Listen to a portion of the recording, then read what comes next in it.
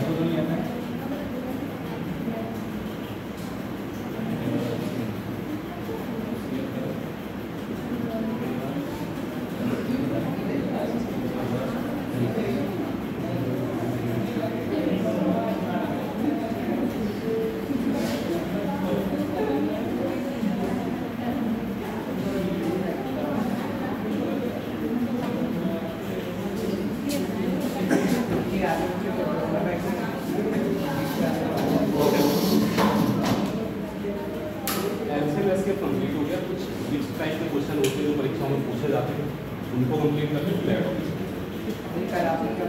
कल भी LCM SCF ही पढ़ाया था, एससीएफ एलसीएम के नेक्स्ट क्वेश्चन ही करते हैं। ऐसा होता है ना कि आपको जो डेटा दिया जाता है उसके आधार पे आपसे ये पूछा जाता है कि ऐसी संख्याओं के कुल कितने जुड़े, मतलब ऐसी कितनी संख्याएं संभावित हैं। अब आपको बताना ये है कि ऐसी कितनी संख्याएं हो सकती है जिनका एससीएफ 13 हो और एलसीएम कितना हो 2028। तो ऐसे तो नहीं बता सकते ना, क्या ऐसे बता सकते हो कि ऐसी कितनी संख्याएं होंगी जिनका एससीएफ 13 हो और एलसीएम कितना हो 2028? दो संख्या। अब इसका तरीका क्या है वो समझिए। देखो जब भी ये पेयर वाला सवाल है कितने जोड़े संभव है, सबसे पहले ढूंढो एससीएफ। तो एससीएफ कितना दे रखा है? 13। एससीएफ मतलब मास। अगर एससीएफ आपको 13 दे रखा है तो आप सबसे पहले वो दो संख्याएं डिसाइड करो। आपको क्या करना है? 13 से कटने वाली दो संख्या लेनी है। कोई से भी दो संख्या ले सकते हो तो 13 से कट जाए।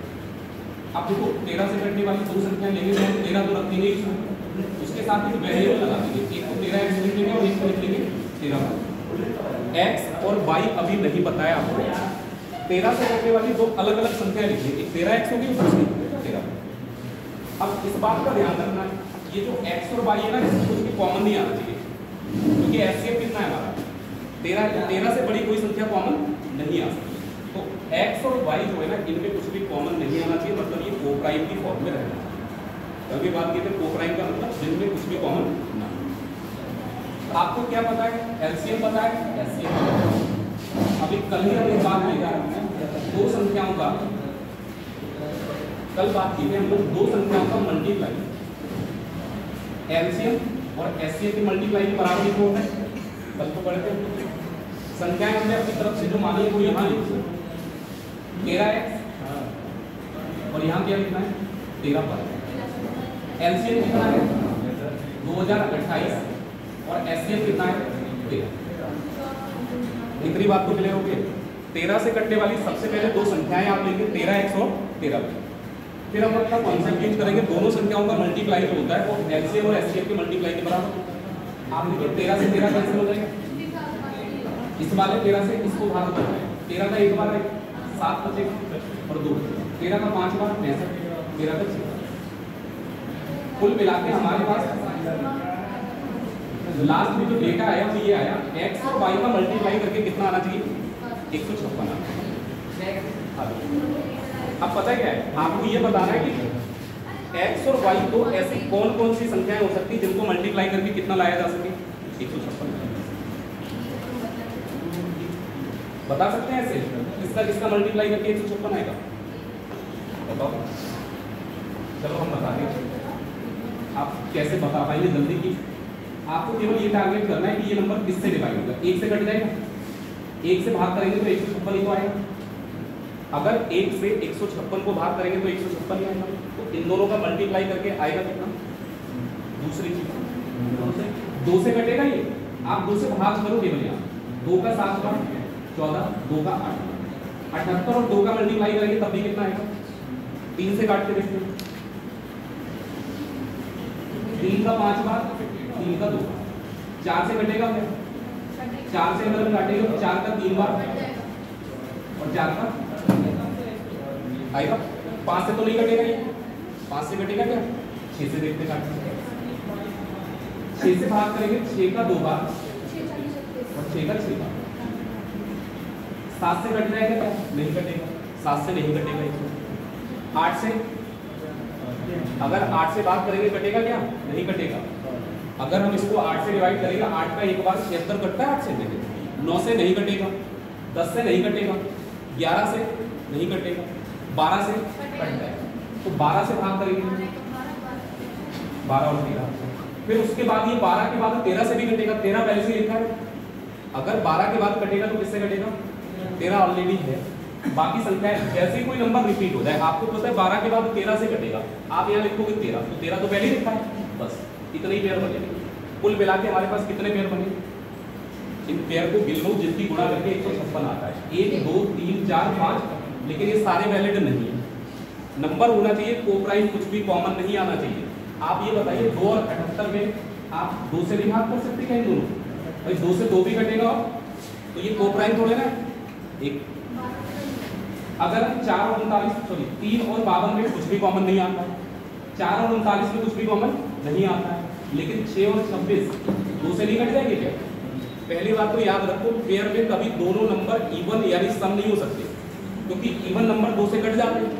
अगर 2 से कट जाएंगे तो इनमें कॉमन कितना आ जाएगा? 2 आ जाएगा। मैंने क्या कहा कि x और y में कुछ भी कॉमन नहीं आना चाहिए। अगर कुछ भी कॉमन आ रहा है, कॉमन ऐसे नहीं पहचानना, आपको ये देखना है किसी नंबर से दोनों नंबर कटे ना बस। तो 6 भी 2 से कट जाएगा, 26 भी कट जाएगा, एक पे नहीं जाएगा। बाकी आप देखो 12 और 13 में तो कुछ भी कॉमन आएगा ही, कल ही बताया, तो लगातार संख्याओं में कभी कुछ भी कॉमन। तो कुल कितने पेयर काम किए? 1 2 3 और 4। तो आपसे पूछा गया ऐसी संख्याओं की कुल कितने पेयर? मैंने आपको शायद गलत कुल कितने पेयर बनने? 4 पेयर। अब ये वाला सवाल है, इसका आंसर मुझे जल्दी से बता दो। जिनका यूपी पुलिस कांस्टेबल का पेपर होना, तो आप देखना जाके अभी जो 4 से 2 पेपर हुआ है, ऐसा ही एक सवाल लिखा हुआ है, आप बता दो। सेम सवाल ही तो है, एलसीएम भी दे दिया, एचसीएफ भी दे दिया। आपसे पूछ रहा है ऐसे कितने जोड़े बने। अब काम की तरकीब पहले तो ये समझो, ये तो हमारा समझने का काम था कि हमें कर से क्या। आप एक बात देखिए, एचसीएफ से एक बार में एचसीएफ कटेगा, फिर एक बार एचसीएफ से एलसीएम कटेगा, तो आप इसको डायरेक्ट भी कर सकते थे। जब भी कभी ऐसा सवाल हो, एलसीएम एचसीएफ दे रखा और आपसे पेयर पूछे, तो आप इतना काम कर लेना, एलसीएम को डिवाइड करना डायरेक्ट किससे? जैसे हमारे पास एलसीएम कितना है? 2028, एलसीएम 2028 है, और एचसीएफ कितना है? तो 13 से अगर हम इसको डिवाइड करेंगे तो 156 ही तो आएगा। तो ये जो इतना हम सब कुछ कर रहे हैं, ये करने की जरूरत नहीं पड़ेगी। सीधे आप निकालो, अगर एलसीएम एचसीएफ दे रखा है और पेयर पूछ रहा है, तो x * y डायरेक्ट निकाल लो, एलसीएम को डिवाइड किससे कर देना? एचसीएफ। अब यहाँ पर अगर मैं एलसीएम को एचसीएफ से डिवाइड करूँ, एलसीएम कितना है? अगर आप यहाँ पर एलसीएम को एचसीएफ से डिवाइड करेंगे, एलसीएम 225 और एचसीएफ कितना है? 12। 12 से 225 को डिवाइड करो, कटेगा क्या? नहीं कटेगा। पहली बात तो ये कि दुनिया में ऐसी कोई संख्या बनाई नहीं जा सकती जिनका एलसीएम जो है ना वो एचसीएफ से ना कटे। ये 100% वैलिड फैक्ट है कि कोई सी भी संख्या ले लो, उनका एलसीएम एचसीएफ से 100% कटेगा। लासा जो होता है वो मासा से पूरा पूरा डिवाइड होना ही होना चाहिए। तो यहाँ पर क्या लासा मासा से डिवाइड हो पा रहा है? नहीं हो पा रहा है ना, तो ऐसा कोई भी जोड़ा नहीं बन सकता। और इस सवाल का उत्तर था ऐसा कोई भी पेयर नहीं बनाया जा सकता। तो ऐसी कंडीशन में जब एलसीएम एचसीएफ से पूरा डिवाइड ही नहीं हो रहा है, तो क्या कोई पेयर बनेगा? नहीं बनेगा, क्योंकि ऐसा होता ही नहीं है। आप अच्छा एलसीएम निकालते हो, एलसीएम क्या होता है?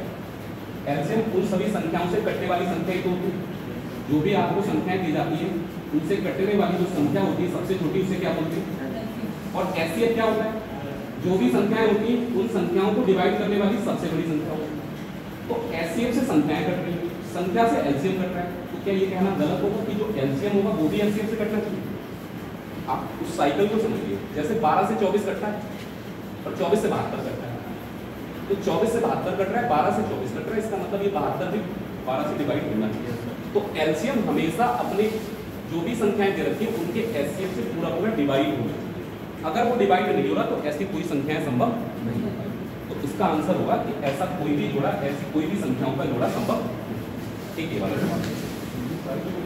यहाँ आपको क्या दे रखा है? योगफल दे रखा है, लेकिन ऐसे जितने भी सवाल आएंगे एचसीएफ आपको जरूर देगा। तो एचसीएफ को टारगेट किया कितना है? तो सबसे पहले आप दो संख्याएं मानिए भाई, 33 से कटने वाली दो संख्याएं सिंपल सी मानिए, 33x और दूसरा 33y। दो संख्याएं होंगी और दोनों अलग, जिनमें x और y ध्यान रखना है इनमें कुछ भी कॉमन नहीं है। आपको योगफल दे रखा है, योगफल का मतलब जोड़ना ही होता है। तो 33x में अगर हम 33y को जोड़ते हैं तो योगफल हमारा कितना आएगा? 500 आएगा। यही तो है इसका मतलब। 33 को कॉमन आ जाएगा, दोनों काट के देखते हैं। अगर हम 33 को कॉमन कर लें तो यहाँ बचेगा क्या? x + y। वही 528 इधर ऐसा एडिटिव 11 का 3 बार होता है 33, तो इधर भी 11 से कटना चाहिए। 11 का 4 बार 44, 11 का 8। 3 से 48 को भाग करो कितना आएगा? 16 बार। तो हमारे पास एक इंफॉर्मेशन ये निकली कि x और y का जो टोटल होगा वो किसके बराबर होगा? 16।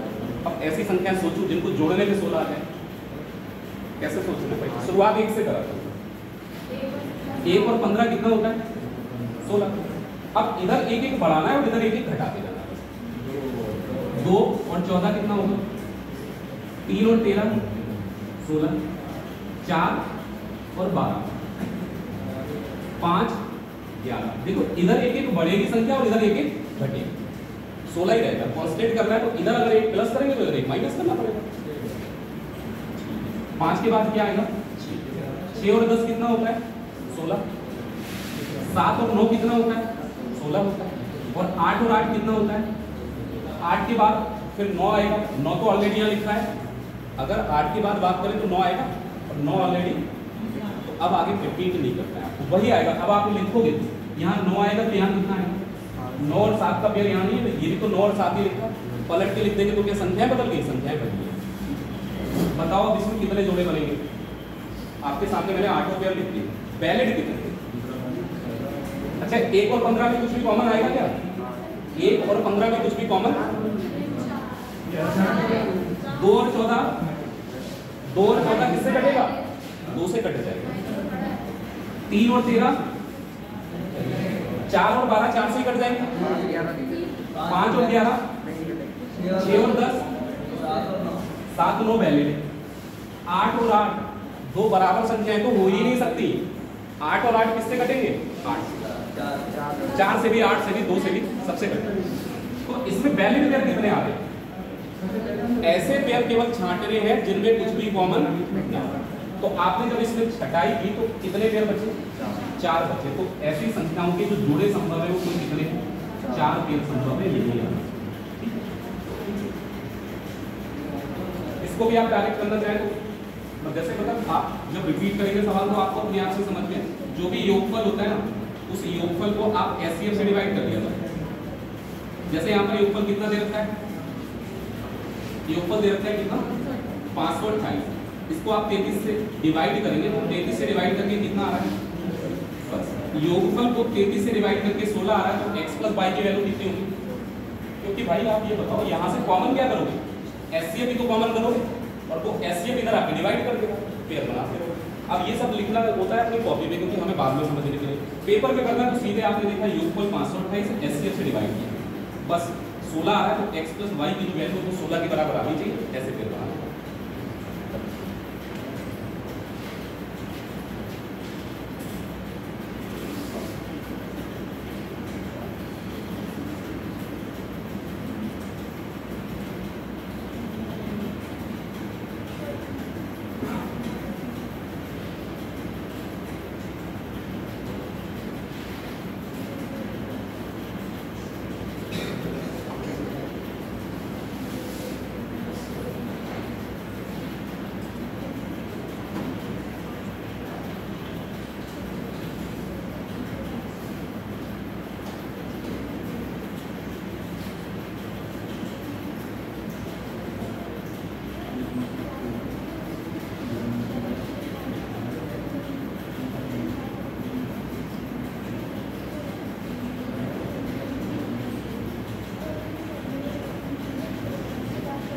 पेयर निकाल लेंगे, कितने जोड़े संभव है ये तो आप यहाँ से बता पाएंगे।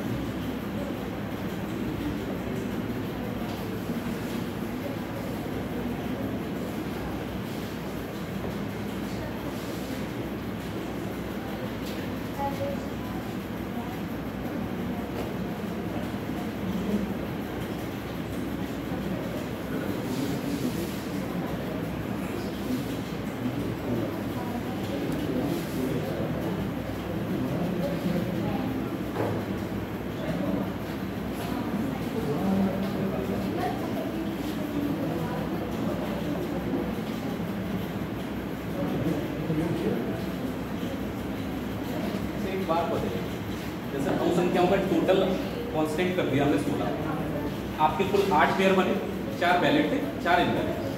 लेकिन अगर यहाँ प्लस की जगह माइनस होता, मतलब यहाँ योगफल की जगह अंतर दे दिया जाए, ऐसा हो जाए। अगर यहाँ माइनस होता तो कितने जोड़े बना पाते? अरे चलो मैं आपको एक इक्वेशन दे रहा हूँ, बात करता हूँ। मैंने कहा x माइनस वाई बराबर 2 है, तो x और y की कितनी वैल्यू पॉसिबल हो सकती है? अब पता क्या है, x की वैल्यू y पे डिपेंड होगी। ये y माइनस का इधर आके क्या हो जाएगा? अब जितनी वैल्यू y की लगाओगे उतनी किसकी बनेगी? y की वैल्यू 1 से लेके इनफिनाइट तक कुछ भी लगा सकते हो आप, 100 लगा सकते हो, 200 लगा सकते हो। केवल इतना ही तो ध्यान रखना है कि x का मान y से तो ज्यादा होना चाहिए। तो यहाँ पर ऐसा सवाल अगर कभी आ जाए तो आपका आंसर होगा CND, मतलब ऐसी बहुत सारी अनगिनत वैल्यू बन जाएगी, कोई फिक्स डेटा नहीं निकाल सकता।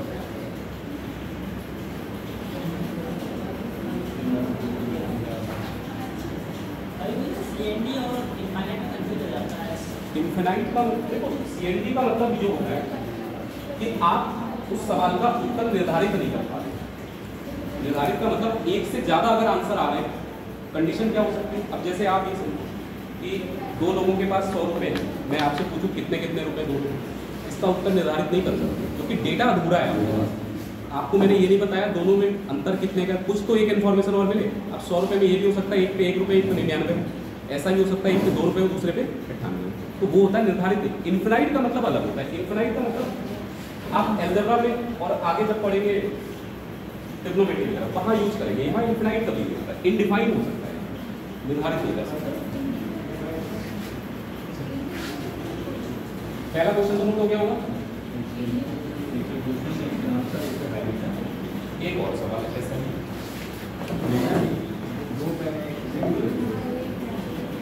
HCF 13 है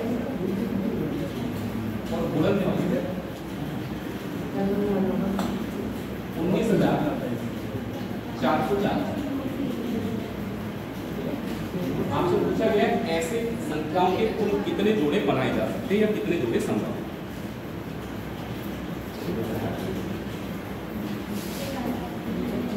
बताओ क्या करोगे? देखो एलसीएम एचसीएफ वाला कर लिया, योगफल वाला भी कर लिया, अब गुणनफल वाला कर लिया। करना कुछ नहीं है, केवल एचसीएफ को पता है, एचसीएफ 18 है, एचसीएफ 18 है। तो आपको दो संख्याएं सबसे पहले मान लेनी, एक 18x और दूसरी 18y। ये हर सवाल में करना है जिसमें भी पेयर निकालना है, बस x और y के पेयर निकालने के बाद खत्म। गुणनफल दे रखा है दोनों संख्याओं का, तो दोनों संख्याओं का गुणनफल दे रखा है। गुणनफल कैसे करते हैं? 18x में 18y का गुणा करें तब दोनों संख्याओं का एक गुणनफल होगा। इन दोनों संख्याओं का अगर मल्टीप्लाई करेंगे तो 18x × 18y होगा। ये गुणनफल कितना दे रखा है? 19,404।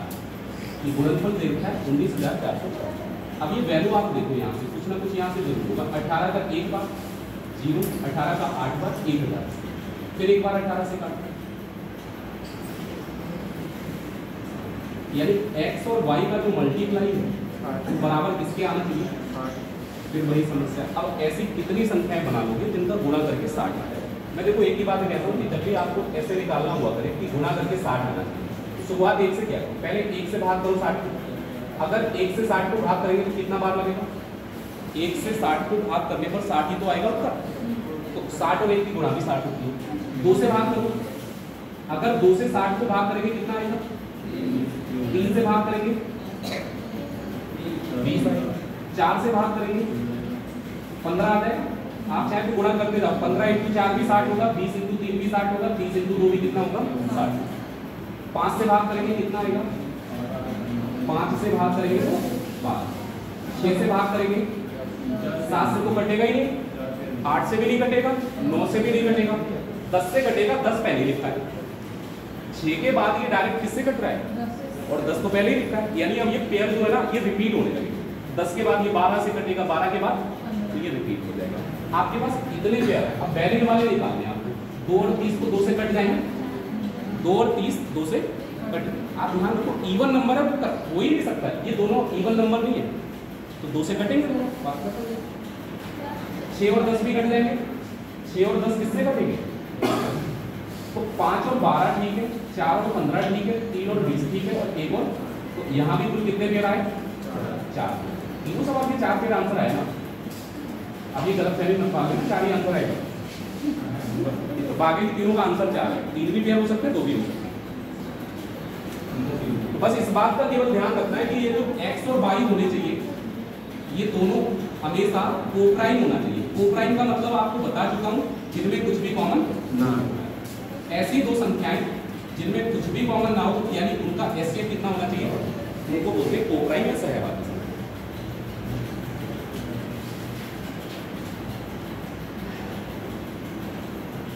अब बताओ, कर लोगे सवाल ऐसे? अरे कुछ तो बोलो।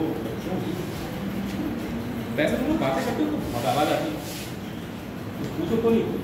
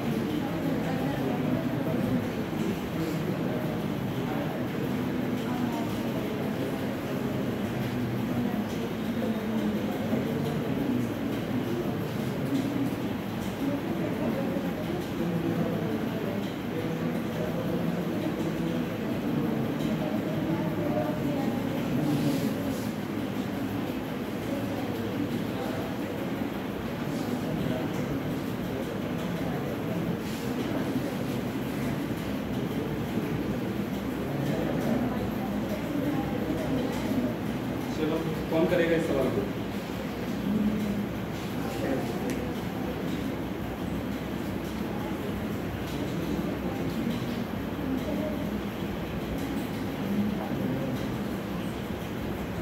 दो सवाल हैं, मतलब जो पढ़ा है केवल उसको ही अप्लाई करना है इन सवाल को। तो सवाल थोड़ा बहुत लैंग्वेज इधर उधर घूम के आते हैं तो बस ये लगता है कि ये सवाल तो होने का है ही नहीं आंसर। सीधे सीधे डायरेक्ट जो सवाल होते हैं जो कंसेप्चुअल होते हैं, जैसे आपने जो कॉन्सेप्ट पढ़े उनको डायरेक्ट अगर आप पेपर में देते तो आप कराओ, पता है कि इसमें रिमाइंडर इतना बचना है जो मिलेगा, वो कंपटीशन का हिस्सा नहीं है, वो सवाल सब करके आते हैं। एक बात बताओ, प्रॉब्लम पता क्या है कंपटीशन की? वही चीज़ पता क्या है कि यहाँ आप 40% नंबर ला के भी टॉपर हो सकते हैं और हो सकता है 90% नंबर ला के भी फेल आए, क्योंकि कंपटीशन आपका जितने भी लोग दे रहे हैं, अब पता है 100 वैकेंसी है, अब उसमें लाखों फॉर्म पड़ा, चुना किसे जाएगा? जो टॉप 100 होंगे। आपके 90% है, मैटर नहीं करता, आप ब्रिलियंट हो लेकिन आपका सिलेक्शन नहीं होगा। अगर किसी के 95% है तो पहले उसका होगा। तो कंपटीशन में 40% नंबर ला के भी बच्चे पास हो जाते हैं। ऐसे बहुत से एग्जाम है इंडिया में कि 40% नंबर ला के बच्चे पास हो जाते हैं। उन्हीं में से एक यूपीएससी आता है, बहुत ज़्यादा इसको 50% नंबर आ गए तो समझ लो कि आपका कल्याण हो गया। यूपीएससी भाई बाकी अलग है। बताओ थोड़ा सा। अच्छा देखो यहाँ पर आपको बोल रहा है कि एलसीएम एचसीएफ का कितने गुना है? तो सबसे पहले हम इसी चीज़ को हमें ना तो एचसीएफ पता है ना एलसीएम, बस ये पता है कि एलसीएम एचसीएफ का 12 गुना रखना है। एचसीएफ को एक्स मान लो, तो इसे मान लेंगे पहले। अब इसका 12 गुना करेंगे तो 12x हो जाएगा। एक्स का 12 गुना कितना होगा? तो हमारा एचसीएफ जो है वो एक्स है अभी, और एलसीएम कितना है? दोनों का जो टोटल है कितना होना चाहिए? तो टोटल जरा करके देखो, 12x और x का टोटल करेंगे तो कितना है? टोटल का मतलब इनको जोड़ना है। 12x में एक x जोड़ दिया जाए तो टोटल कितना है? 13x आ जाएगा। दोनों का टोटल तो 13x है, और सवाल में दे रखा है कितना? 400। बेटा 13x के बराबर तो पहले 400 भी लगाओ, आपको पता लगेगा तो x का मान कितना है। 13 से भाग करेंगे, 13 के 39 और 13 एकम, तो x का जो मान है वो एग्जैक्टली कितना है? 31। ये x का मान है। अब एचसीएफ भी पता लग जाएगा, एलसीएम भी पता लग जाएगा। देखिए एचसीएफ आपने x माना है तो x की वैल्यू कितनी आ रही है? एलसीएम आपने 12x माना है तो x की वैल्यू जब आप यहाँ 31 लगाओगे, 12 का एक बार 12 हो गया, 36 और 1 से एलसीएम आ गया 372 और एचसीएफ आ गया कितना? 31। अब एलसीएम और एचसीएफ ये दोनों निकालिए। कल भी एक सवाल ऐसा किया था जिसमें हमने एलसीएम एचसीएफ निकाला, उतना तो सवाल सेम था, इतना तो करने की कोशिश करते थे भाई। अगर ये इसका 12 गुना है और टोटल दे रखा है उस चीज का, तो हम ये तो पता कर सकते हैं ये है क्या क्या वैल्यू। एचसीएफ कितना है हमारा और एलसीएम कितना है। आगे क्या बोल रहा है? कह रहा दोनों संख्याएं हमारी एलसीएम से छोटी है, तो वो संख्याएं बताइए।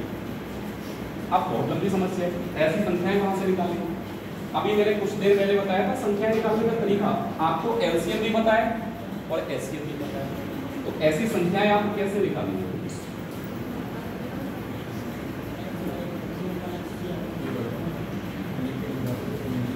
आपको संख्याओं की संभावना नहीं निकालनी, संख्याएं ही निकालनी। तो दो संख्याएं हमने मान ली, एक 31x और दूसरी, कुल मिला के ये दो सवालों का मिक्सचर है।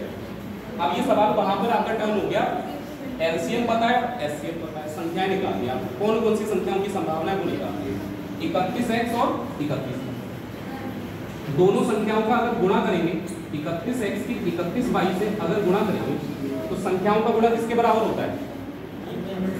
एलसीएम और, तो एलसीएम भी पता है एचसीएफ भी पता है। एलसीएम कितना है? 372 और एचसीएफ कितना है? 31 से 31 कटेगा, फिर 31 से हम इसको काटेंगे, कितना बार आएगा? अब आप कहोगे कि ये 12 हमें यहाँ पे भी तो दिख रहा है, क्या यहाँ पर दिख रहा है? एलसीएम एचसीएफ का कितने गुना दे रखा है? तो ये वाली स्टेप अगर आपको काटना हो तो काट सकते हैं, क्योंकि हम यहाँ पर एक्चुअल में करते क्या है? एलसीएम को डिवाइड करते हैं किससे? बातें ना करो, ये गलत चीज़ है यहाँ पे, क्योंकि आप पढ़ते नहीं हो फिर दूसरों को भी नहीं पढ़ने देते। जो पढ़ रहे हैं उनका ख्याल रखना, हो सकता है आपको जरूरत कम हो पढ़ाई। 31 से काटेंगे 31 कट देगा, फिर 31 से काटेंगे कितना आ गया। अभी कुछ देर पहले ही बताया था कि यहाँ पर ऐसी कंडीशन होती है जब एलसीएम और एचसीएफ मिल जाता है तो हम एलसीएम को डायरेक्ट एचसीएफ से भी डिवाइड करके निकाल सकते हैं एक्स इंटू, और वो यहाँ पर दे रखा है कितने गुना। तो ऐसे पेयर आप खुद ही बना दोगे। 12 एकदम 12, एक पेयर ये बनेगा 4 दिए 12, इसके अलावा कोई दूसरा पेयर नहीं बनेगा। 6 दूनी 12 है, लेकिन 6 और 2 में 2 कॉमन आ जाता है। तो आपके कुल पेयर कितने बन रहे हैं, एक तो 12 और 1 का बनेगा। देखिए 1 और 12 की गुणा 12 होगी, और 3 और 4 की गुणा भी कितनी होगी 12। तो आप समझ लो कि संख्याएं निकालने के लिए x की जगह 1 लगा सकते हैं और y की जगह कितना लगा सकते हैं। लेकिन अगर आप यहाँ 1 लगाएंगे 31 एकम 31, और 12 से गुणा करेंगे 12 एकम 12, 12 के 36, यानी कि ये 312। लेकिन इन्होंने क्या कहा है कि संख्याएं हमारी एलसीएम से क्या है, तो हमेशा याद रखो एक वाला पेयर तो काम नहीं करेगा, आपको पेयर क्या रखना है 3 और 31। एक बार x की जगह 3 लगाएंगे, 3 एकम 3, 3 दिए, फिर एक बार 4 लगाएंगे, 4 एकम 4, 4 दिए। कुल मिला के हमारी वो दो जो संख्याएं हैं वो कौन कौन सी होंगी 93, और दोनों एलसीएम से छोटी है। एलसीएम कितना है हमारा, संख्याएं दोनों। अगर आप 1 और 12 लगाएंगे एक संख्या एलसीएम के बराबर पहुंच जाएगी, और जबकि इन्होंने क्या कहा है संख्याएं दोनों एलसीएम से छोटी।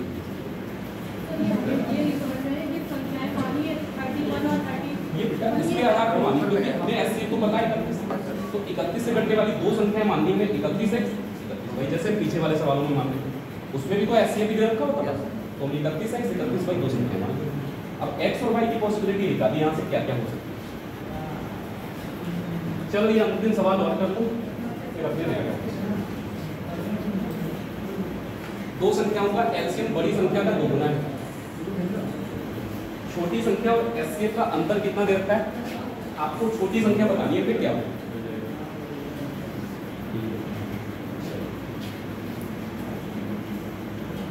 एक तरफ लिखेंगे एलसीएम और एक तरफ लिखो बड़ी। आपसे कहा गया कि ये जो एलसीएम है ये बड़ी संख्या का कितने गुना है। बड़ी संख्या आप अपनी तरफ से जो ठीक लगे वो मान लीजिए, जैसे हमने x मान लिया तो इसका 2 गुना कितना होगा, ठीक है। अब आइए छोटी संख्या,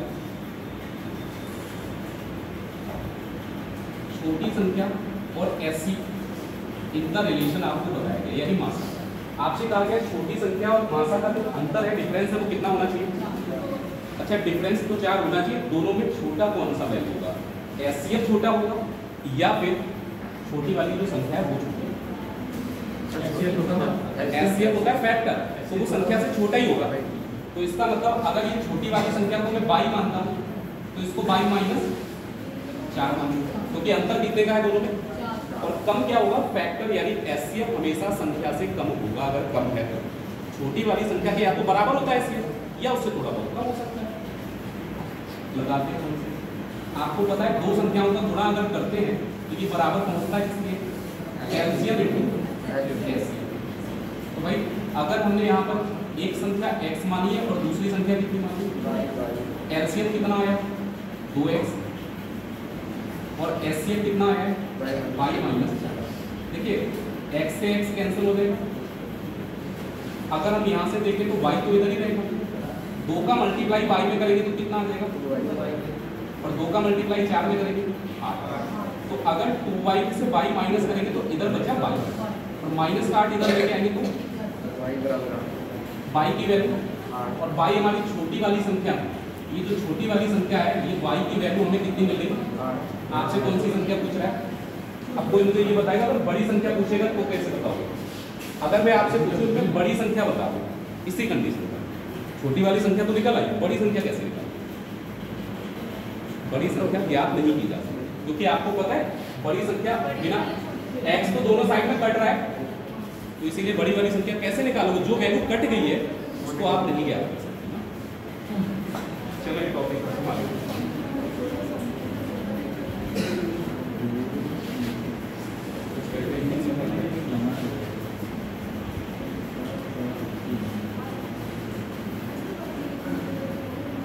आप एलसीएम एचसीएफ के क्वेश्चन करके देखना, जहाँ समस्या लगे पूछना, और बाकी आज मैं सीट डाल दूंगा एक आपको करने के लिए जो एसएससी के एग्जाम में आए हुए क्वेश्चन।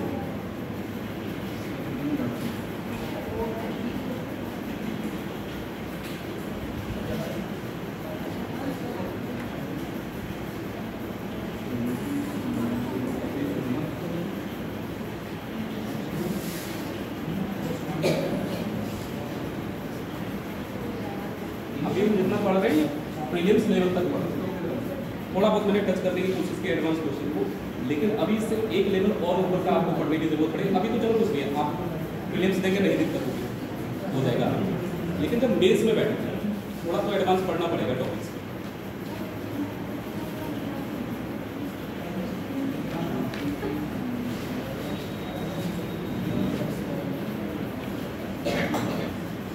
नोट हो गया बेटा?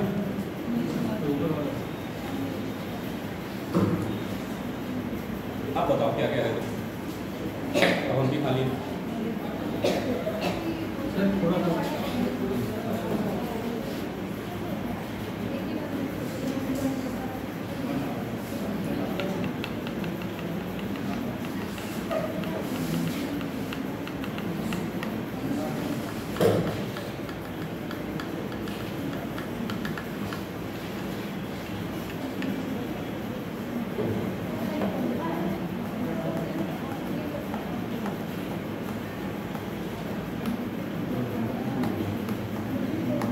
नोट हो गया क्या?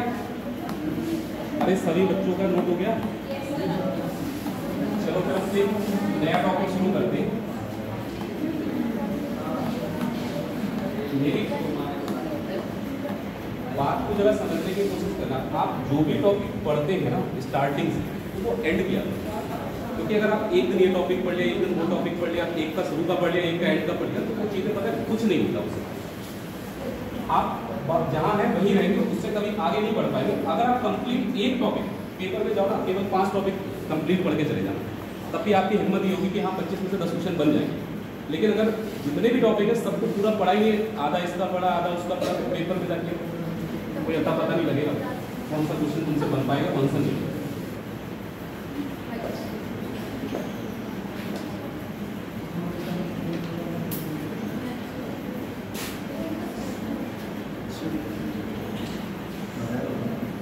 अगला अपना टॉपिक रहेगा डेसिमल एंड फ्रैक्शन। डेसिमल हम लोग किसे बोलते हैं? हिंदी में हम लोग बोलते हैं दशमलव, और फ्रैक्शन बोलते हैं किसको? पहले छोटे छोटे से जो है खत्म करते हैं। ज़्यादा बड़ा टॉपिक नहीं, कुछ काम की चीज़ें ही पढ़ना है आपको जो आती है।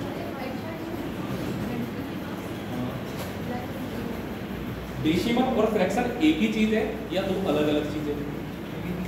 अलग अलग चीज़ें, अलग अलग चीज़ें, लेकिन आप उनका कन्वर्जन कर सकते हैं, मतलब भिन्न को दशमलव में बदल सकते हैं और दशमलव वाली संख्या को भिन्न में। ये तो है, क्योंकि एक्चुअल में फ्रैक्शन को ही चेंज करके हम लोग किसमें बदलते हैं?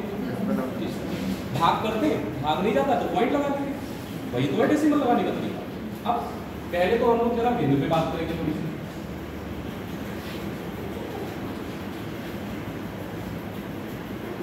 जनरली आप 3 टाइप के भिन्न पढ़ते हैं जो कैटेगरी के हिसाब से हम लोग डिवाइड। वैसे तो आपको अलग अलग बहुत कुछ लिखा हुआ मिल जाएगा, ये ऐसी भिन्न होती है, वो किसी काम की नहीं है आपकी। एक होती है हमारी प्रॉपर फ्रैक्शन यानी कि उचित भिन्न। कोई बताएगा उचित भिन्न हम लोग किसे बोलते हैं?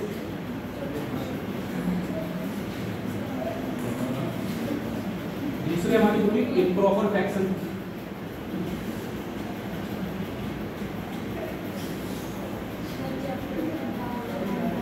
इसको बोलते हैं हम लोग अनुचित भिन्न।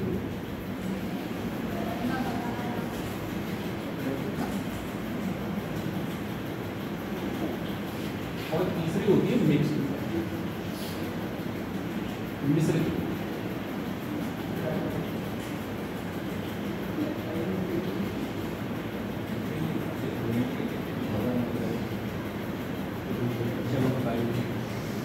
प्रॉपर फ्रैक्शन उचित भिन्न क्या होती है?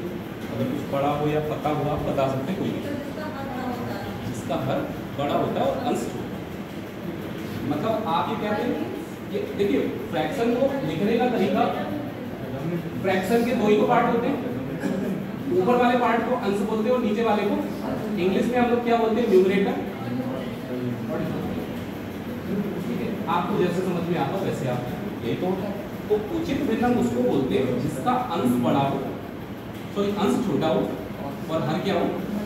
अब आप ये बताइए, अगर ऊपर वाली संख्या बड़ी होगी, छोटी होगी और नीचे वाली बड़ी होगी तो भाग करेंगे तो क्या भाग जाएगा? भाग जाएगा, लेकिन पॉइंट लगा के जाएगा। आप ऊपर वाली संख्या को छोटा लिखेंगे और नीचे वाले को बड़ा लिखेंगे तो पॉइंट लगाने के बाद ही तो भाग कर सकते हो। क्या 3 में 4 का भाग जाएगा? पॉइंट लगाएंगे उसके बाद करेंगे। तो इस केस में आपको पता है पॉइंट के बाद आप कितनी भी बड़ी वैल्यू लिख लो, 1 से तो कम ही रहेगी। पॉइंट के बाद आप कितनी भी बड़ी वैल्यू लिख लो, 1 से हमेशा कैसी रहेगी? तो इसीलिए आप ये बात कह सकते हैं कि इनका जो वैल्यू होता है, इनका जो मान होता है हमेशा 1 से कम। उचित भिन्न का मान हमेशा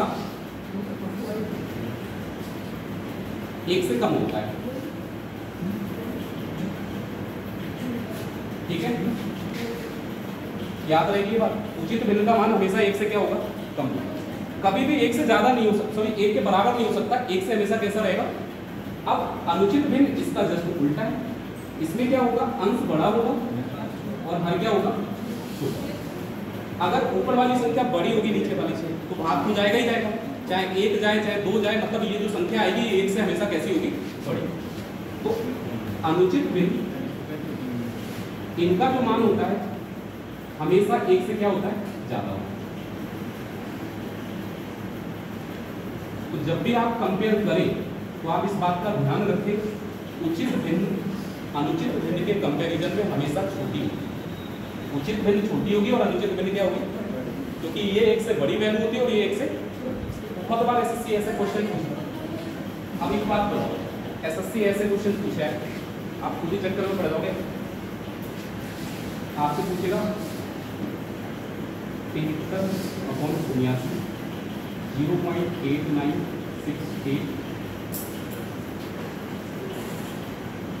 35/41 4,000। आपसे पूछेगा इनमें सबसे बड़ी भिन्न कौन सी है, वैल्यू कौन सी है? अब पता क्या है, कुछ लोग हो सकता है इसको सॉल्व करने की कोशिश करें। ये वाली वैल्यू 1 से कम है, 1 से कम है ना। ऊपर वाली वैल्यू छोटी है तो 1 से कम होगी। ये भी 1 से कम है, ये भी 1 से कम है। केवल ये वाली वैल्यू देखो 1 से ज्यादा है तो सबसे बड़ी वैल्यू। आप टीवी से उठा के देखना, आपको कॉन्सेप्ट के सवाल मिलेंगे। जब पढ़ाती हुई चीजें हैं कि जो चीजें पेपर में आती हैं जिस तरीके से पूछी जाती है उसी तरीके से आपको पढ़ाई जाती है। मिश्रित भिन्न कौन सी होती है? मिश्रित भिन्न कौन सी होती है? आपने कभी इस टाइप से लिखी है फ्रैक्शन को?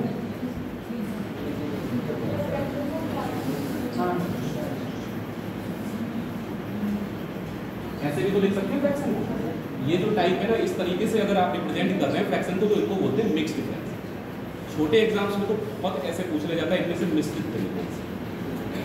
बड़े एग्जाम्स में पूछा नहीं जाता, लेकिन इसको आपको थोड़ा सा समझना है। जैसे अगर मैं इसकी बात करूं तो ये जो फ्रैक्शन है, पहले तो आप ये समझो ये किसके बीच की है?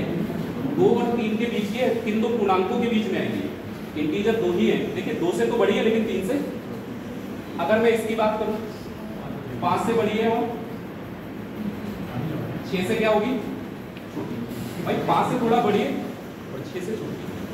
ये वाली वैल्यू तो 1 से कम ही होगी। 5 प्लस है लेकिन पूरे 6 के बराबर नहीं, 5 और 6 के बीच। इसमें भी सवाल पूछते हैं, आपसे कह देगा कि बताइए इनमें कौन सी सबसे बड़ी वैल्यू होगी? जैसे कि 3 से 1/3, 4 से 3/4, 5 से 1/5, 6 से 1/6। अब आप बताओ इनमें सबसे बड़ी वैल्यू कौन सी होगी? सीधे सीधे दिख ही रहा है कौन सी सबसे बड़ी वैल्यू होगी, क्योंकि ये 6 और 7 के बीच में आ रही, बाकी सभी वैल्यू 6 से कम। तो ऐसे सवाल जब आपके सामने आएंगे तो आपको लगेगा कि मिक्स करना ही नहीं। इसमें थोड़ा सा एक कंसेप्ट और डालूंगा, ये जो आप मिक्स फ्रैक्शन देख रहे हैं इनके बीच में हमेशा कौन सा सिंबल होता है? प्लस का होता है। इस बात को ध्यान रखिए। जैसे 5 और 3/8 लिखा है, इसको अगर आप अलग अलग लिखना चाहें तो इसको लिख सकते हैं 5 + 3/8। इससे क्या होगा, आपको सॉल्व करने में आसानी होगी। कभी भी ऐसे सवाल सिंप्लीफिकेशन में आते हैं तो आप फ्रैक्शन ऐड कर रहे होंगे तो ये डेटा अलग करके भी आप ऐड कर सकते हैं। वो सिंप्लीफिकेशन में हम पढ़ लेंगे। एक और बात, चलो इसे लिखो, मैं आगे बढ़ते हैं।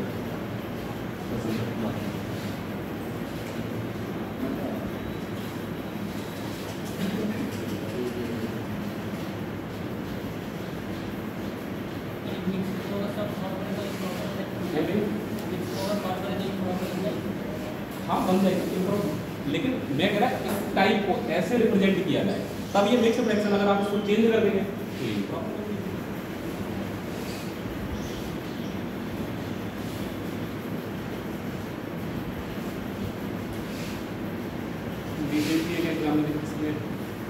जेल वार्डन का पेपर कब हुआ था? यूपी का जेल वार्डन का पेपर हुआ है 20 या 20-21 में हुआ होगा मेरे ख्याल से। उसमें पूछा गया था इनमें से मिश्रित ध्वनि कौन सी है, अलग अलग दे रखी थी।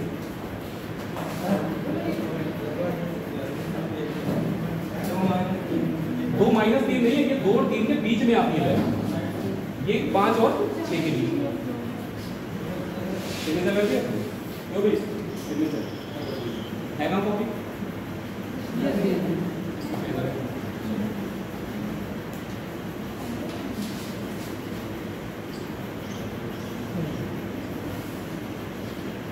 फ्रैक्शन के देखो कुछ ही टाइप है जिनसे सवाल आते हैं। एक तो कंपैरिजन वाला, आपको फ्रैक्शन दी बहुत सारी आपसे पूछे इनमें सबसे छोटी और सबसे बड़ी वैल्यू कौन सी है।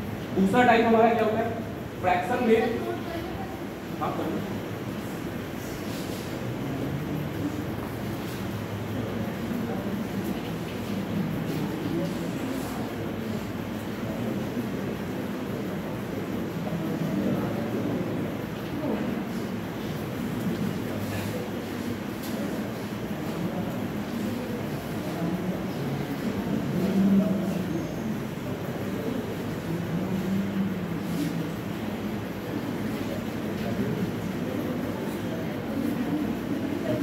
हो गया भाई।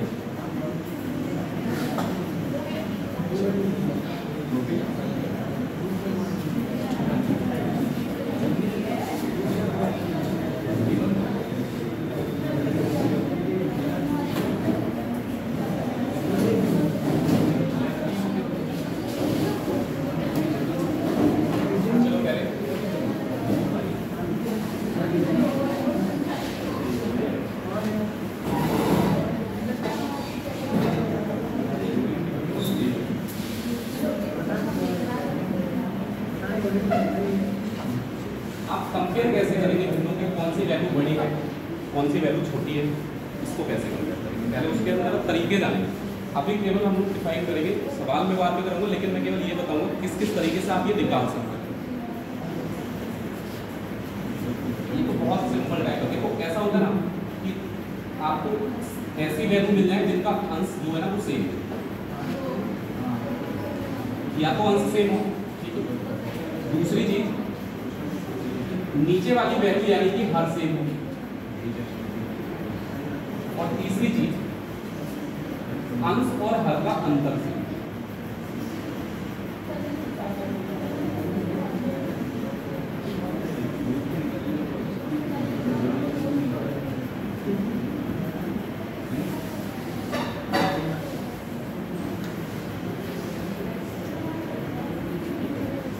अंश और हर का अंतर सेम हो, या फिर अंश सेम हो, या फिर हर सेम हो, ये तीनों टाइप से आप बता सकते हैं इजीली कौन सी वैल्यू बड़ी है और कौन सी छोटी। देखिए अगर अंश सेम कोई भी एक वैल्यू होते हैं, जैसे 70 लिखना है,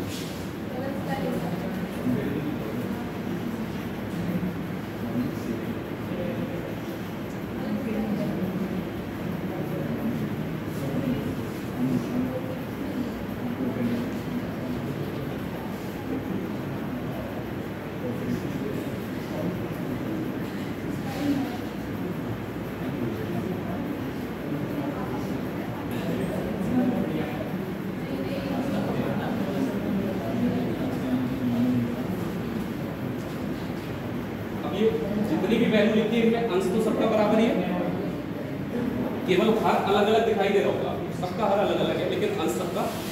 हमारा तरीका क्या होता है भाई, जो अंश होता है उसको नीचे वाली संख्या से डिवाइड करते हैं, मतलब उतने हिस्सों में डिवाइड करना है। जैसे आप 8 को 4 से डिवाइड करते हैं कितना होता है, तो 8 के 4 हिस्से करेंगे तो 2 ही तो आएगा, ठीक। तो अब आप एक बात करिए, जब ऊपर की वैल्यू सेम है तो आप अपना खुद ही सोचिए, जितनी बड़ी वैल्यू से डिवाइड करेंगे उतनी कम होती जाएगी ना वैल्यू। जितनी ज़्यादा बड़ी संख्या से भाग करेंगे वैल्यू उतनी ही कम हो जाएगी।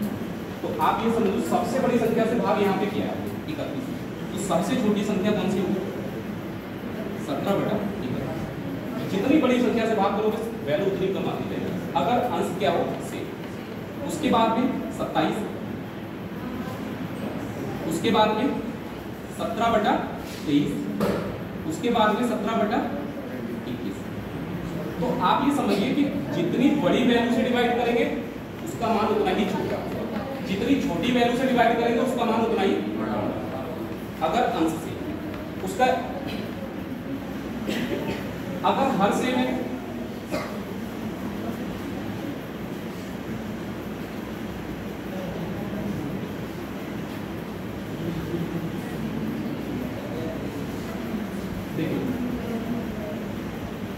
अगर भिन्नों का हर समान है तो वो तो एक सिंपल सी बात है, अगर हर समान है तो सेम वैल्यू से डिवाइड कर रहे हैं। ऊपर जितनी बड़ी वैल्यू होगी उतना ही मान ज्यादा होगा, जितनी छोटी वैल्यू होगी उतना ही मान। तो ऊपर सबसे छोटी वैल्यू कौन सी है? 5, तो सबसे छोटी हो जाएगी 5/17। फिर क्या आएगा? 7/17, उसके बाद 9/17 और लास्ट में 13। मतलब आपको केवल ये जो ऊपर वाली वैल्यू है इनको ही ऑर्डर में लगाना है। अगर आप इनको असेंडिंग ऑर्डर में लगा रहे हैं बढ़ते क्रम में तो भिन्नों का मान भी बढ़ते ही क्रम में आएगा। लेकिन यहाँ उल्टा होता है, बड़ी वैल्यू छोटी हो जाती है और छोटी वैल्यू, क्योंकि ऊपर वाली वैल्यू सेम है तो नीचे वाली से हम डिवाइड कर रहे हैं, तो जितनी ज़्यादा बड़ी वैल्यू से डिवाइड करेंगे वैल्यू उतनी ही कम हो जाएगी। अब अंश और हर का अंतर समारोह किस स्थिति में? इसमें आप दोनों चीज़ों को ध्यान रखना। पहले आप समझना उचित भिन्न में। अगर उचित भिन्न में हम ये कॉन्सेप्ट लगाते हैं 5/7, 7/9, 9/11, 13/15। आप देखिए सबके सब कैसी भिन्न है? उचित भिन्न है, मतलब अंश छोटा है और हर क्या है? बड़ा। तो अगर ये उचित भिन्न है, अंतर देखेंगे इसके बाद, अंतर कितने का है? 2। यहाँ भी अंतर, यहाँ भी 2 का। अगर अंतर बराबर दे रखा है ना तो आप कुछ नहीं समझना। अगर उचित भिन्न है ना तो आप सीधे सीधे ऑर्डर में लगा देना। सबसे छोटी वैल्यू कौन सी है? 5।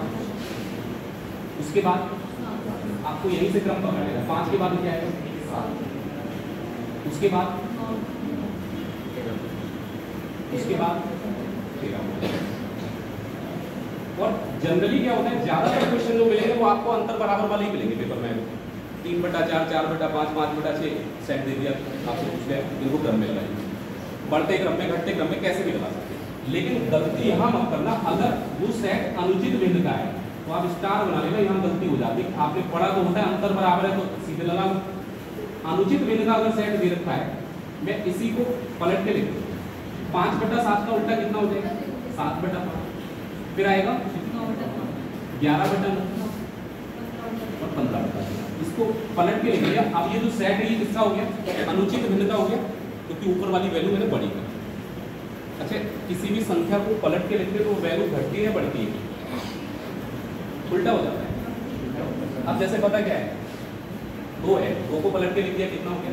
तो ये वैल्यू घट गई। 1/2 को पलट के लिख देंगे फिर बढ़ गई। तो जो ऑर्डर है ना वो पूरा पलट जाएगा। अब जो वैल्यू सबसे बड़ी थी वो सबसे छोटी हो जाएगी और जो सबसे छोटी थी वो सबसे बड़ी, क्योंकि आपने जब इनको पलट के लिख दिया तो ये वैल्यू आप समझ लो जो छोटी थी वो वैल्यू बड़ी में कन्वर्ट होगी। और बड़ी वैल्यू आप बताइए सबसे बड़ी यहाँ पर कौन सी वैल्यू दिख रही है? 15 ना, सबसे बड़ी 15 ही को दिख रही है। तो ये जो 15/13 है ना ये सबसे छोटा मान हो गया। अगर आप उचित भिन्न में ये कॉन्सेप्ट लगाते हैं तब तो कोई दिक्कत ही नहीं है। सबसे छोटी वैल्यू 5 है, फिर 7, फिर 9, फिर। लेकिन अनुचित भिन्न में लगाएंगे तो इस पैटर्न को ध्यान रखना, ये पलट जाएगा। सबसे बड़ी वैल्यू सबसे छोटी होगी, उसके बाद क्या आएगा? 11/9, उसके बाद 9/7, उसके बाद 7/5। बस ये ध्यान रख देना, अनुचित भिन्न में ये कॉन्सेप्ट उल्टा वर्क करता है। जो बड़ी वैल्यू वो छोटी हो जाती है और छोटी वैल्यू बड़ी।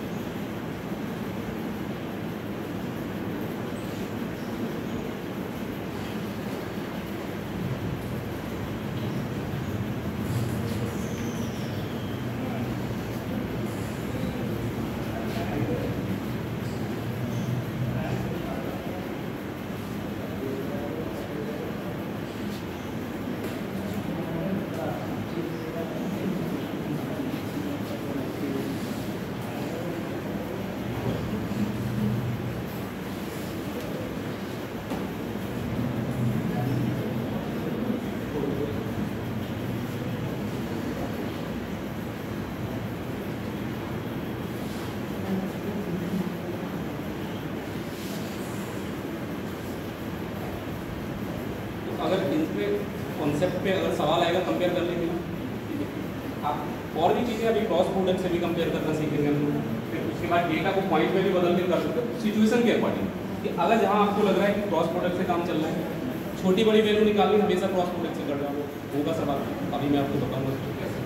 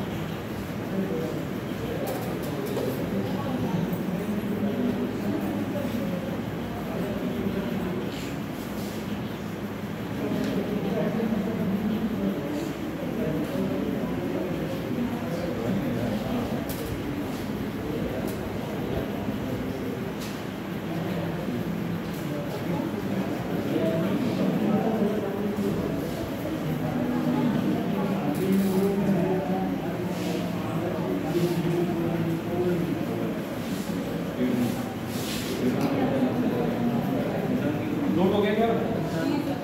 सर अभी इधर वाला से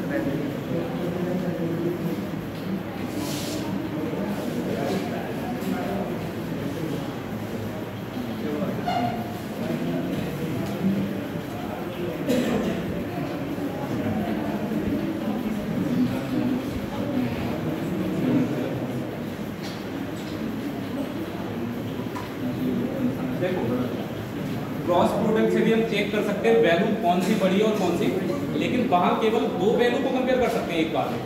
कोई भी दो फ्रैक्शन आपको दे दे, आपसे कहे इनमें से कौन सी वैल्यू बड़ी है और कौन सी छोटी है, आप चेक कर पाएंगे।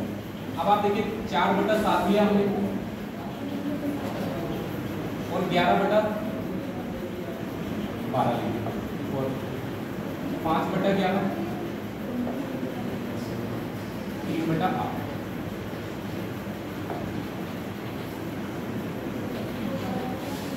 आपको ये बताना है कौन सी वैल्यू बड़ी है कौन सी, तो केवल आपको क्रॉस मल्टीप्लाई करना है। 12 का 4 में मल्टीप्लाई करेंगे कितना देगा? 48 आ जाएगा। और 7 का 11 में मल्टीप्लाई करेंगे कितना देगा? आपको पता है ये वाली वैल्यू बड़ी है और ये वाली वैल्यू छोटी। अब पता है क्रॉस मल्टीप्लाई करेंगे तो इनके जो हर है वो बराबर होते हैं। आप देखिए 12 का मल्टीप्लाई 7 में करेंगे, यहाँ भी 84 को देखो 7 का मल्टीप्लाई 12 में करेंगे। जब हर बराबर होते हैं तो केवल अंश ही तो डिसाइड करते कौन सी वैल्यू बड़ी है। 77 बड़ा है, इसका मतलब ये वाली फ्रैक्शन बड़ी और ये वाली फ्रैक्शन सेम। यहाँ पर 7 का 5 से मल्टीप्लाई करें, 11 का 3 से। अब आप देखिए कौन सी वैल्यू बड़ी? 35 बड़ा, इसका मतलब ये वाला फ्रैक्शन बड़ा है और ये वाला फ्रैक्शन छोटा है। ये केवल दो को कंपेयर कर सकते हैं, 4-5 होंगी तब थोड़े ना कंपेयर कर पाएंगे। लेकिन हम जब भी सबसे छोटी और सबसे बड़ी संख्या पूछी जाए तो आप क्रॉस प्रोडक्ट से कर पाएंगे।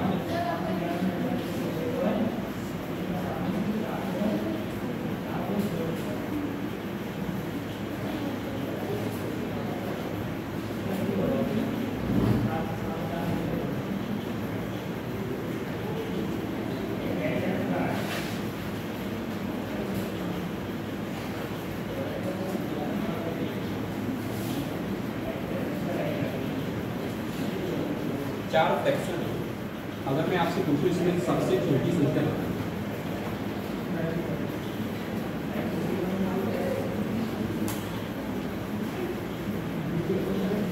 सबसे छोटी वैल्यू बता। अभी कुछ अंतर बराबर मत देखना, केवल क्रॉस प्रोडक्ट का यूज करके छोटी वैल्यू कैसे निकालनी वो समझा। आप कोई से भी दो वैल्यू पकड़ लो, उन दो को तो कंपेयर कर लोगे। जैसे मैंने ये वाली स्टार्टिंग वाली दोनों वैल्यू कर 4/7 और इधर कितना है? अगर 5 को 4 से मल्टीप्लाई करेंगे कितना? 7 को 3 से मल्टीप्लाई करेंगे, हम कौन सी वैल्यू निकाल लें? छोटी वैल्यू निकाल लेना। तो बड़ी वाली वैल्यू का तो कोई काम है नहीं, आपका एक ऑप्शन खत्म हो गया, यानी 3/5 छोटी वैल्यू नहीं है। अरे भाई जब ये वाली वैल्यू इससे बड़ी आ रही है तो छोटी तो होने की संभावना ही नहीं, तो एक ऑप्शन खत्म हो गया। अब आपने जो यहाँ से छोटी वैल्यू निकाली 4/7, भाई आपको पता है यहाँ पर ये वैल्यू बड़ी और ये छोटी है, तो हमें छोटी वाली वैल्यू लेके चलिए, बड़ी वाली छोड़ दें। अब 4/7 के बाद अगली वैल्यू कौन सी है? 11/14 का 4 में मल्टीप्लाई करेंगे 56, 11 का 7 में मल्टीप्लाई करेंगे 77। ये वाली वैल्यू छोटी है और ये वाली वैल्यू बड़ी वैल्यू छोड़ देनी है, और कौन सी वाली वैल्यू लेनी है? तो इन दोनों में भी अब हमें पता लगा ये वाली वैल्यू छोटी है और ये वाली वैल्यू क्या है? एक और बचा ऑप्शन 7/9, 4/7 और 7/9। 9 × 4 कितना हो जाएगा? और 7 × 7 कितना हो जाएगा? अभी भी आप देखो ये वाली वैल्यू छोटी और ये वाली वैल्यू, तो आपको छोटी वैल्यू निकालनी है, तो बड़ी वाली वैल्यू आप छोड़ देना और लास्ट में जाके जो बचेगा आपके पास, लास्ट में जाके क्या बच रहा है? 4/7 बच रहा है। तो इन सब में सबसे छोटी वैल्यू कौन सी? 4। बस यही करना है। बड़ी निकालनी होगी तो छोटी वाली वैल्यू छोड़ देते हैं।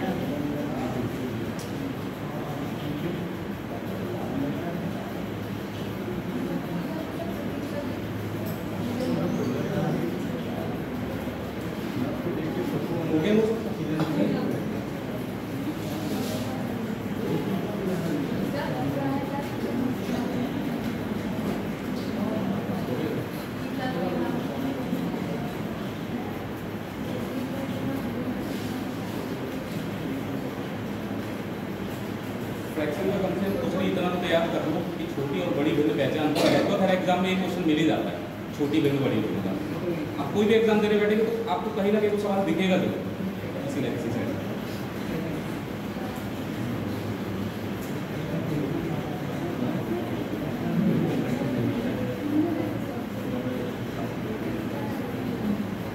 पानी है किसी के पास?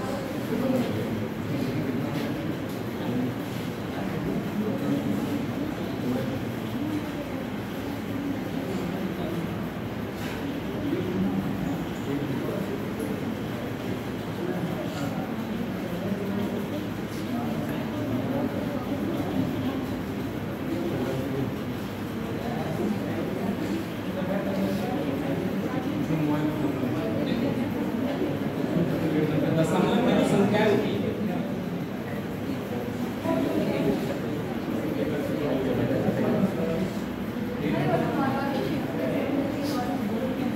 भिन्न को दशमलव में बदलेंगे तो आपको दशमलव के 2 प्रकार के डेटा दिखेंगे, मतलब 2 टाइप की संख्याएं आपके सामने होंगी। कौन कौन से टाइप की होती है? आप जब भिन्न को दशमलव में बदलते हैं तो दशमलव में भी दो टाइप की संख्याएं होती हैं, एक शांत दशमलव होती है और दूसरी आवृत दशमलव, जिसको हम अशांत कह सकते हैं, लेकिन आवृत का मतलब कुछ रिपीट होता है दशमलव। तो आप ये कह सकते हैं दशमलव में जब आप भिन्न को चेंज करते हो तो दो टाइप के नंबर होंगे, या तो शांत दशमलव जिसको हम लोग बोलते हैं टर्मिनेटिव, शांत दशमलव को हम लोग इंग्लिश में बोलते हैं टर्मिनेटिव।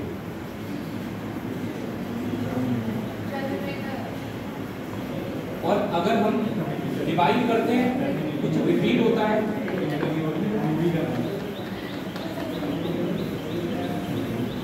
इसमें बोलते हैं आवृत दशमलव। इंग्लिश में आप लिखना चाहें तो उनको बोलते हैं रिकरिंग डेसिमल।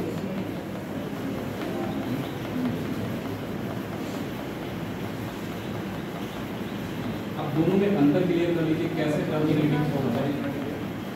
अगर आप जैसे डिवाइड कर रहे हैं ना किसी नंबर को, मैंने आपसे कहा 3 और डिवाइड में कितना लिखा, 3 को 8 से डिवाइड करते हैं 13 करते हैं।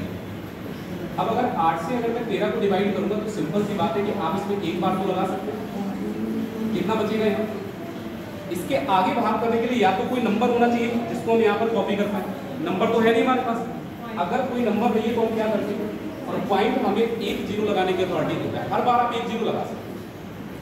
अगर हमने यहाँ 1 0 लगा लिया तो अब ये 50 हो गया, 8 × 6 कितना हुआ, कितना बचा,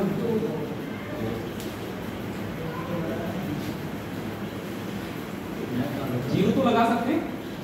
8 का 2 बार कितना हो जाएगा, 16, कितना बचा, फिर 0 लगा सकते हैं। 8 का 5 बार पूरा डिवाइड हो गया, डिवाइड पूरा हो गया, तो ये हमारा कहलाता है शांत दशमलव टर्मिनेटिव। दशमलव के बाद 3 अंकों तक हमने डिवाइड किया और पूरा डिवाइड हो गया, तो ये हमारा क्या बन गया, टर्मिनेटिव।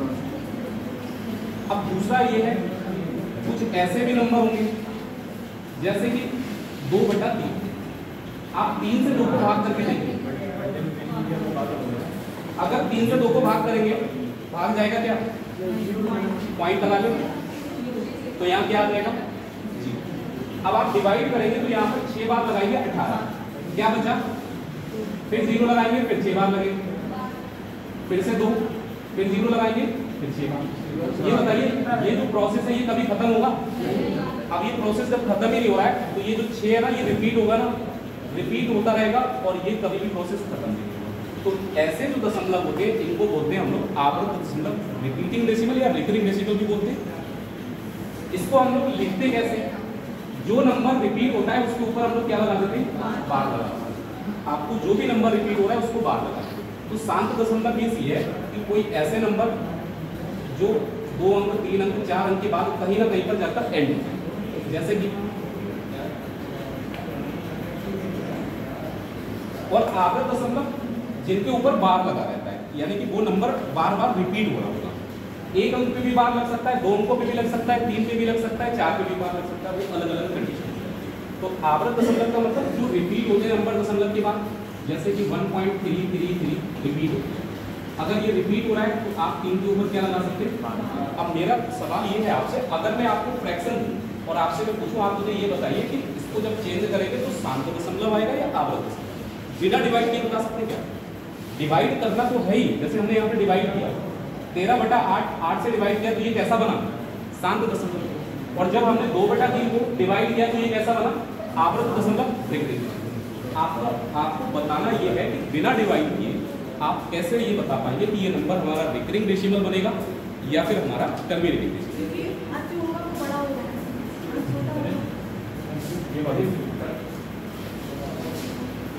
हर बड़ा होगा उसको कोई मतलब नहीं, हर अगर छोटा भी होगा तब भी आ जाएगा। 4 को डिवाइड करेंगे भाई, 1 से बड़ी वैल्यू भी तो हो सकती है।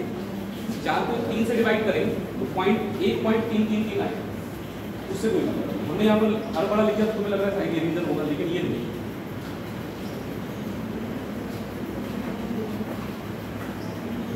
तो बताएं भाई, उसको बताएं। हाँ ये बात कह सकते हैं, जिस नंबर से डिवाइड कर रहे हैं रोल उसका ये, आप जिस नंबर से डिवाइड कर रहे हैं यानी नीचे वाली जो संख्या होगी हर जिसको बोलते हैं, ये जो हर है ना ये डिसाइड करेगा कि जो नंबर है जिसको हम डिवाइड कर रहे हैं वो टर्मिनेटिंग होगा या फिर हमारा रिकरिंग होगा। कैसे डिसाइड करेगा, फैक्टर होंगे गुणनखंड, फैक्टर में केवल या तो 2 होना चाहिए और या फिर क्या हो 5। अगर 2 या 5 के अलावा और कुछ भी नहीं है, फैक्टर में केवल 2 या 5 है, तो ये जो हमारा दशमलव होगा ये हमेशा टर्मिनेटिंग होगा, यानी कि शांत दशमलव। ठीक है, शांत दशमलव तब होगा जब फैक्टर में 2 के अलावा और 5 के अलावा कोई और वैल्यू ना हो। जैसे आप देखिए यहाँ 8 लिखा था, तो मैंने 8 के फैक्टर किए, 2 दूनी 4, 4 दूनी 2 के अलावा कुछ और आया, 2 और 5 के अलावा अगर कोई और नंबर नीचे नहीं है तो 100% टर्मिनेटिंग जाएगा। बस 2 होना चाहिए या 5 होना चाहिए, ये फिर 2 होना चाहिए। लेकिन अगर आप जो नीचे वाली संख्या है हर, इसके फैक्टर में 2 या 5 के अलावा,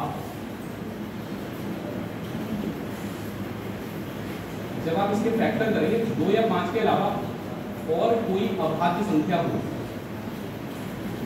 प्राइम नंबर,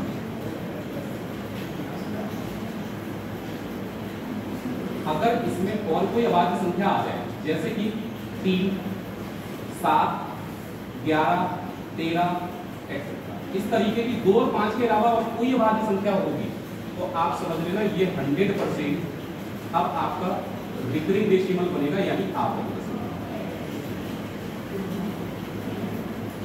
ठीक है। आप देखिए यहाँ पर नीचे देखिए 3 के तो फैक्टर ही नहीं होंगे, 3 है ना नीचे, 3 के फैक्टर थोड़े ना होंगे, 3 खुद ही प्राइम नंबर है। 2 और 5 के अलावा अगर कुछ और आ जाए, 3 है, 7 है, 11 और कोई प्राइम नंबर आ जाए, तो वो 100% आपका रिकरिंग डेसिमल बनेगा, आपका दशमलव बनेगा। आप उसमें कुछ नहीं कर सकते।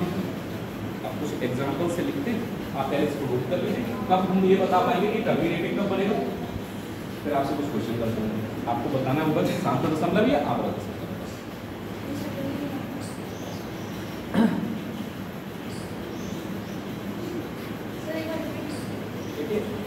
हर होगी ना, हर के फैक्टर करना है।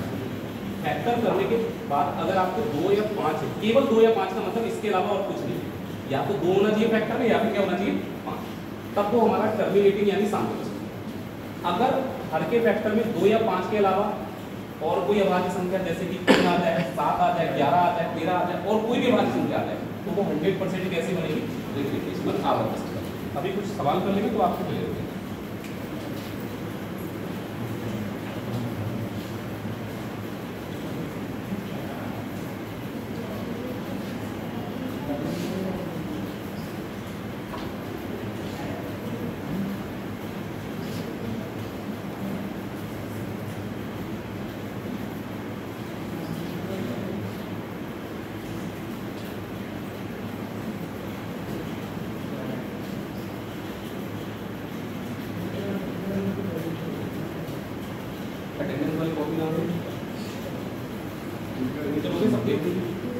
कोई ऐसा तो नहीं बचा जिसकी सिग्नेचर ना हो पाए?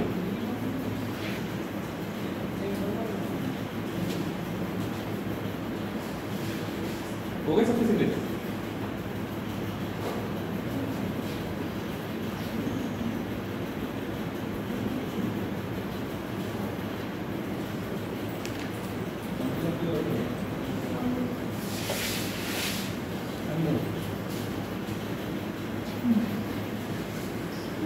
फोटो सभी क्लिक कर लिया था, नहीं किया था? किया था फोटो क्लिक मेरी क्लास में।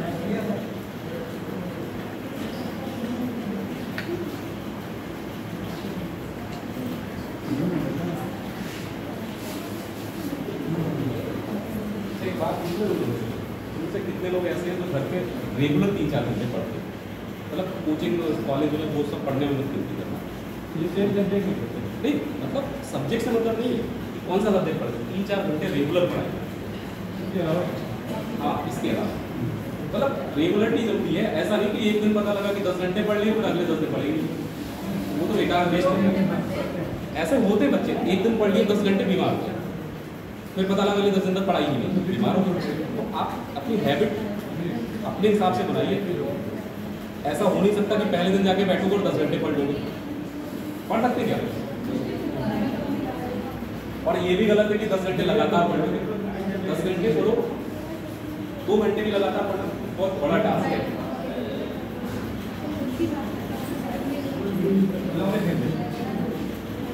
आपको पता है क्या पहचानना, ये बताना कि शांत दशमलव भिन्न कौन सी बनेगी और आवर्त दशमलव भिन्न कौन सी बनेगी बिना भाग किए। देखो 31/32 जैसे मैं लिख रहा हूँ वैसे इसके आगे बस केवल ये लिखना, ये शांत दशमलव भिन्न होगी या फिर आवर्त, ठीक है।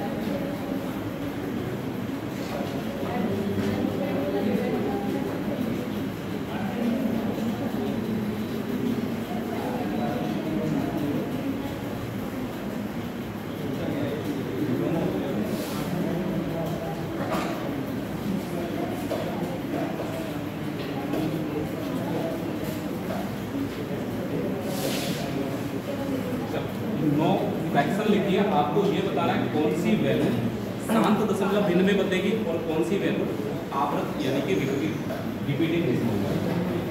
बिना भाग के, भाग नहीं करना है बिल्कुल भी, आपको केवल हर को ऑब्जर्व करना है कि ये जो हर है इसके फैक्टर में क्या क्या वैल्यू अवेलेबल।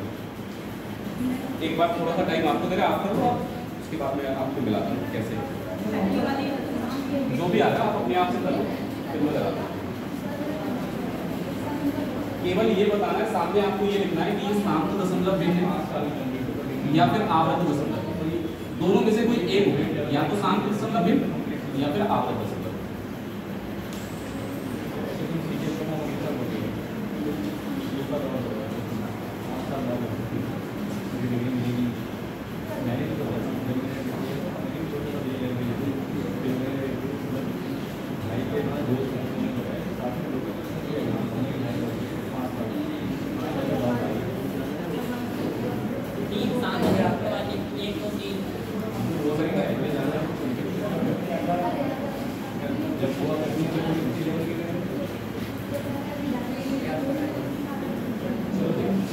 मैंने आपसे क्या कहा था, केवल हर को टारगेट करना है ना। 32 आ रहा है ना, पहली बात तो आपको पता होना चाहिए 32 2 की पावर 5 होता है। अगर नहीं पता है तो आप इतना कर सकते हैं ना, 32 को फैक्टराइज करने के लिए किससे डिवाइड करेंगे? 2 से फिर 8 बार, 2 से फिर 2 से। आप बताइए इसमें 2 के अलावा कुछ और आ रहा है? इसके जो फैक्टर है 32 का मतलब होता है 2 की पावर कितनी, 2 चाहे कितनी भी बार आ जाए, 2 या 5 कितनी भी बार आ जाए नीचे, उससे कभी भी डेटा जो है ना वो रिकरिंग में नहीं चेंज होता है। 2 और 5 से हमेशा टर्मिनेटिंग होता है। तो इसका मतलब ये है कि इसमें 2 के अलावा तो कुछ है नहीं। मैंने क्या कहा था अगर सिर्फ 2 या 5 कितनी भी बार आ जाए तो हमेशा वो भिन्न जो होगी वो टर्मिनेटिंग यानी किसमें बदलेगी, ठीक है। जीरो इग्नोर कर सकते हो आप, क्योंकि जीरो का मतलब होता है 10, जीरो का मतलब तो 10 ही होता है, और 10 होता है 2 × 5, तो 2 और 5 ही होता है। आप अगर कभी भी चेक कर रहे हो तो इस जीरो को इग्नोर कर देना, कुछ नहीं मतलब इसका। बचा नीचे कितना केवल 8 होता है, 2 × 2 4, 4 दूनी, इसमें केवल 2 ही तो है और कुछ नहीं, और 2 और 5 रहेगा तो उससे कोई फर्क, यानी ये भी कैसे हो जाएगा 125 5 का क्यूब होता है, 125 5 का एक क्यूब होता है, तो इसमें 5 के अलावा कुछ और आया तो 2 और 5 के अलावा कुछ नहीं आ रहा है, इसका मतलब ये भी कैसे होनी, शांत दशमलव। तो जब तक हर के फैक्टर में सिर्फ 2 और 5 है तो भिन्न हमेशा शांत दशमलव में ही चेंज होगी, कभी भी वो आवर्त दशमलव रिकरिंग डेसिमल में नहीं बदलेगी। अब आप देखिए यहाँ पे आया 75, तो 75 दिखने में पता लग रहा है 25 × 3 होता है, 75 होता है 25 × इसमें आप देखिए कितना आ गया। अभी मैंने क्या कहा था 2 और 5 के अलावा कोई और अभाज्य संख्या आ जाए प्राइम नंबर, तो 2 और 5 के अलावा 3 आ जाए, चाहे 7 आ जाए, चाहे 11 आ जाए। अब यहाँ 3 आ गया, 3 से 89 थोड़ा ना कट जाएगा, क्या 3 से 89 कटेगा? इसका मतलब अब ये जो डेटा है ये टर्मिनेटिंग में नहीं चेंज होगा, अब ये रिकरिंग में चेंज होगा, यानी कि ये वाली जो भिन्न होगी ये 100% कैसी होगी, बिना भाग के आप बता सकते हैं कि ये आवर्त दशमलव में बनेगी, क्योंकि नीचे कितना आ गया 2 और 5 के अलावा कुछ भी आ जाए, समझ लेना। अगर ऐसे समझ लो आवर्त दशमलव में तभी बनेगी 2 5 के अलावा चाहे 3 आ जाए, 7 आ जाए, 11 है, 13 है, इससे आगे की जरूरत पड़ेगी नहीं। 48 कितना होता है 16 × 3 होता है, बस आवर्त है वो मैं समझ गया, 3 की वजह से आवर्त होगी, लेकिन हमेशा ध्यान रखना कि ऊपर कोई वैल्यू कट तो नहीं रही, 3 से 111 नहीं कटेगा, 3 एकम 3, 3 3 और 3 7 ये जो वैल्यू है ना अब हो गई 37 बटा कितना 16। फिर से समझो है तो जरूर इसके मल्टीप्लाई में, देखो 48 16 × 3 होता है ये जानते हैं, लेकिन 3 से 111 तो कट रहा है, काटा हमने कितना हो गया, तो नीचे कितना बचा। अब जरा 16 के बिहार पे बताओ, 16 को 2 की पावर कितना होता है 4 होता है, 2 से 4 बार काटेंगे तो 16 कटता है। अब नीचे आप बताइए 2 के अलावा कुछ और बचा 3, हाँ अब नहीं है क्योंकि 3 से ऊपर 111, तो ऐसा भी होता है कई बार धोखा देने के लिए दे देते हैं ऊपर नीचे वैल्यू कट रही होती है, अगर ऊपर नीचे वैल्यू कट रही है 3 से तो इस 3 का कोई रोल भाग में नहीं। अब ये वाली भिन्न जो है इसके बेस पे डिसाइड होगी, तो ये कैसे हो जाएगी, क्योंकि 3 था जब लेकिन ऊपर कट गया। 56 को ऐसे ही पता लग रहा है, 7 × 8 कितना होता है, 7 एक प्राइम नंबर है ना, 7 कैसी संख्या है, और अगर 2 और 5 के अलावा कुछ भी आ जाए 3 7 11 13 तो 100% ये कैसा बनेगा, आवर्त दशमलव बनेगा ही बनेगा, ठीक है। तो अब देखो 7 से 101 थोड़ा ना कटेगा, 7 से 101 कटेगा क्या, नहीं कटेगा। जब 101 7 से कटेगा ही नहीं तो ये आवर्त दशमलव बनेगा, क्योंकि 7 से डिवाइड करना पड़ेगा। सर रिकरिंग को नॉन टर्मिनेटिंग ही कहते हैं, रिकरिंग को नॉन टर्मिनेटिंग भी कहते हैं। नॉन टर्मिनेटिंग होता है, नॉन टर्मिनेटिंग के 2 पार्ट होते हैं, एक रिकरिंग डेसिमल होता है, एक नॉन टर्मिनेटिंग जो होता है। देखो नॉन टर्मिनेटिंग 2 टाइप के होते हैं, एक तो रिकरिंग डेसिमल हो गया, एक नॉन रिपीटिंग वाला भी होता है, जिसमें कुछ रिपीट नहीं होता, उनको बोलते हैं रेशनल नंबर्स। जो इरेशनल नंबर होते हैं वो भी तो ऐसे ही होते हैं, लेकिन बात क्या है उसमें कुछ डेटा रिपीट नहीं होता, रिकरिंग में डेटा रिपीट होता है। 11 × 8 होता है, क्यों नहीं, 11 कैसी संख्या है, 11 अभाज्य संख्या है, तो 11 से क्या 85 कट पाएगा, तो फिर जाहिर सी बात है 11 से भाग करने पर ये जो भिन्न आएगी ये कैसी आएगी, अगर ये 11 से 85 कट जाता तो जैसे यहाँ पर 3 से 111 कट गया, तो अब 3 का तो रोल खत्म हो गया, केवल रोल किसका बचा 16, हमारा 2 की पावर 4 होता है, अगर 2 आएगा तो उससे कभी भी डेटा रिकरिंग में नहीं चेंज होता, हमेशा टर्मिनेट होता है। 36 भी देख लो, ये नंबर तुम्हें अपने आप से दिखने लगे। 9 × 4 कितना होता है, अगर हम 9 की बात ना करें तो इसको 3 × 12 भी तो लिख सकते हैं। 3 कैसी संख्या है, अभाज्य संख्या, 3 से भाग करो 19 को कटेगा क्या, अगर ये नहीं कटेगा तो जाहिर सी बात है फिर कैसा डेटा बनेगा, या आपके लिए बहुत बड़ा टाइम देखने कितना हो गया, क्यों भाई टाइम कितना हो गया, 30 हो गया पूरा। कम ना हो ये नहीं 1 मिनट तो सेव कर वो कर दूँगा